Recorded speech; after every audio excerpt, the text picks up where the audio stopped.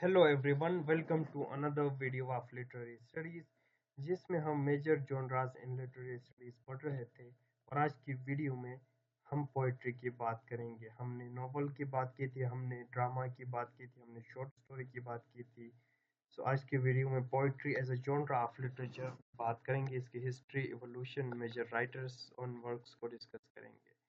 So first what's your understanding of poetry कि poetry क्या है। सो डिफरेंट वे में आप पोइट्री को डिफाइन कर सकते हैं।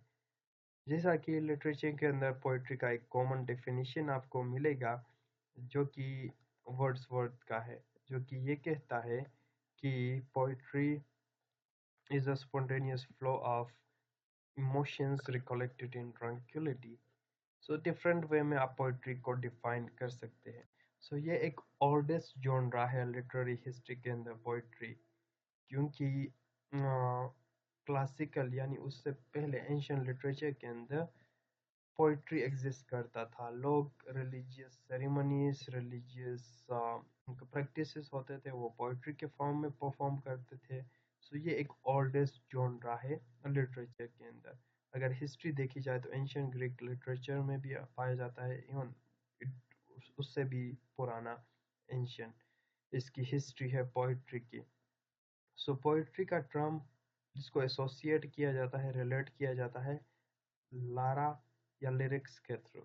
सो जिसका मतलब है, यानी ये वर्ड एटिमोलॉजिकली यानी ड्राइव हुआ है ग्रीक से। सो लिरिक या लायरा, जिसको म्यूजिकल इंस्ट्रूमेंट कहा जाता है ग्रीक लैंग्वेज में।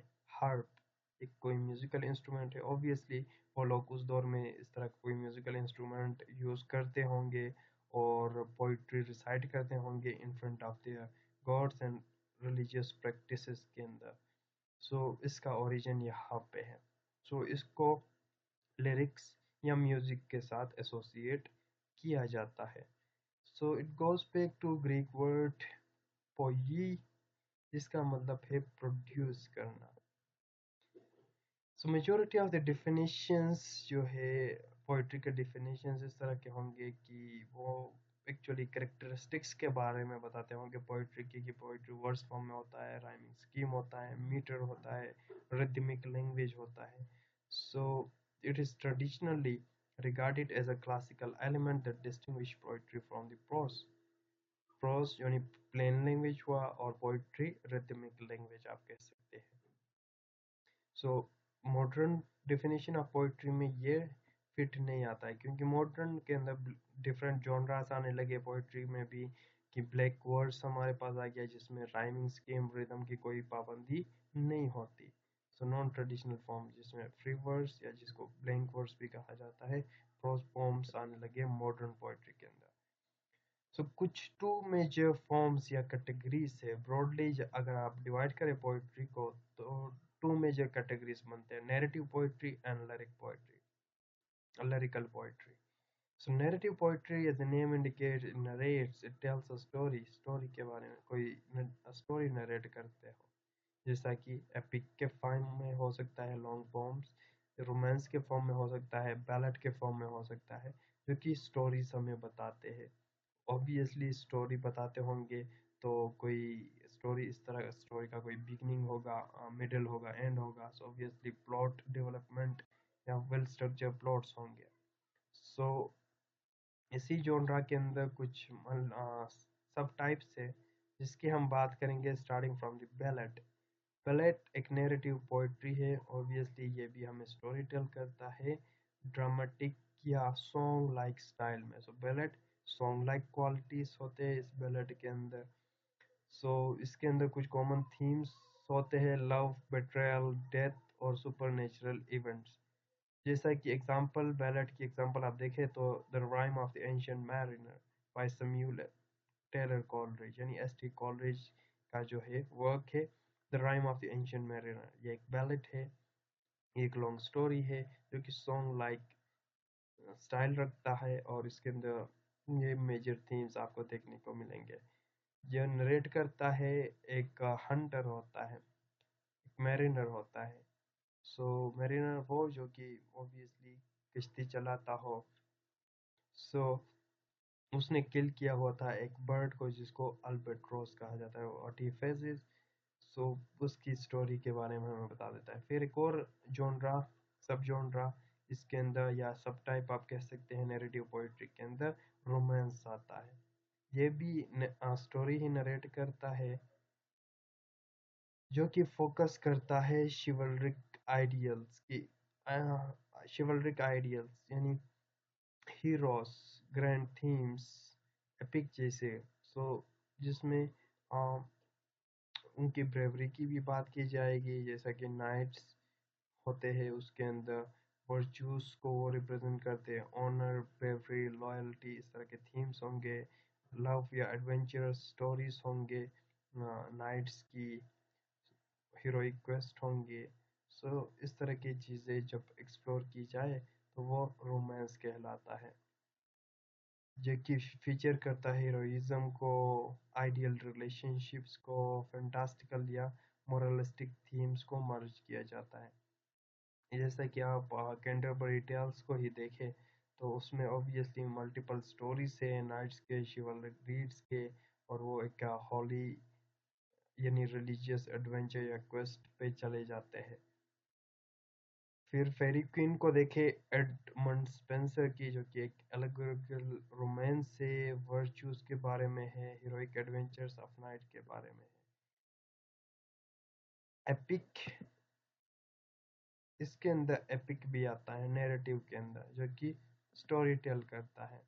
सो एपिक के अंदर हमने डिस्कस किया हुआ था इन आवर प्रीवियस वीडियोस कि एपिक वो है जो कि वर्स फॉर्म में लॉन्ग फॉर्म होता है। स्टोरी अगेन वो भी स्टोरी हमें टेल करता है। सो एग्जांपल्स में आप देखें, पैराडाइज लॉस्ट है हमारे पास, जो कि एपिक है। फिर बाद में एपिक के मॉक एपिक के नाम से एक और मॉडर्न एपिक हमारे पास आया, जो कि रैप ऑफ द लॉक है। फिर उसके अलावा एपिक के अंदर, मॉक एपिक के अंदर पार्टिकुलरली स्मॉल माइनर यानी ट्रिवियल मैटर्स को बहुत एग्जैजरेट करके रिप्रेजेंट किया जाता है। और एपिक के अंदर आपने सुना होगा कि the oldest epic is the Beowulf in English literature. फिर दूसरा टाइप जो कि लिरिकल पोइट्री है, इसका कंसर्न है कि एक इवेंट के ऊपर फोकस किया जाता है, वन आइडिया के ऊपर, और अगेन लिरिक म्यूजिकल क्वालिटीज होंगे पोइट्री के फॉर्म में, जो कि पर्सनल इमोशंस, थॉट्स और फीलिंग्स के बारे में बताते हैं सॉन्ग लाइक स्टाइल के अंदर। सो ये लिरिकल पोइट्री हुआ। सब जॉनरास इसी के अंदर कुछ कॉमन मशहूर सब जॉनरास जो लिरिकल पोइट्री के अंदर है, वो ऑड के फॉर्म में आपको मिलेगा, एलिजी के फॉर्म में मिलेगा, सोनेट के फॉर्म में मिलेगा। सो सोनेट क्या है? सोनेट वो पोम है जिसमें सिर्फ 14 लाइन्स होंगे, स्पेसिफिक राइम स्कीम होगा, एक मीटर फॉलो करेगा ऑब्वियसली, और थीम ऑफ लव, ब्यूटी और मोरालिटी मोस्ट कॉमनली थीम होते हैं सोनेट्स के अंदर। सो सोनेट के भी फिर फर्दर टाइप्स और डिफरेंट सोनेट राइटर्स है, जैसा कि शेक्सपियरियन सोनेट आपको देखने को मिलेंगे, एडमंड स्पेंसर के सोनेट आपको देखने को मिलेंगे, इवन लेट जो है दांते के। सो सोनेट में मोस्ट कॉमनली शेक्सपियरियन के सोनेट को आप देखेंगे कि सोनेट 18, जो कि आप कोर्स में इंक्लूड भी होगा, shall I compare thee to a summer's day. फिर स्ट्रक्चर देखी जाए तो मोस्ट कॉमनली इस तरह का होता है स्ट्रक्चर की फर्स्ट इनिशियल 8 लाइन्स जिसको ऑक्टेव कहा जाता है, फिर देन 6 रिमेनिंग 6 लाइन्स जिसको सेस्टेट बोलते हैं। इस तरह का स्ट्रक्चर होता है सोनेट का मोस्ट कॉमनली। कुछ सोनेट्स का इस तरह का स्ट्रक्चर होगा कि लास्ट में एक कॉपलेट के फॉर्म में 2 लाइन्स, इस तरह का। सो ऑड, ऑड वो पोइट्री है, वो पोम है जो कि सेलिब्रेट करता है, प्रेज करता है, एडमायर करता है, या basically it is an address to a person, place और थिंग और एन आइडिया, जिसमें राइटर जो है पोइट किसी चीज़ को एड्रेस करते हुए उसको प्रेज करता है, उससे बात करता है।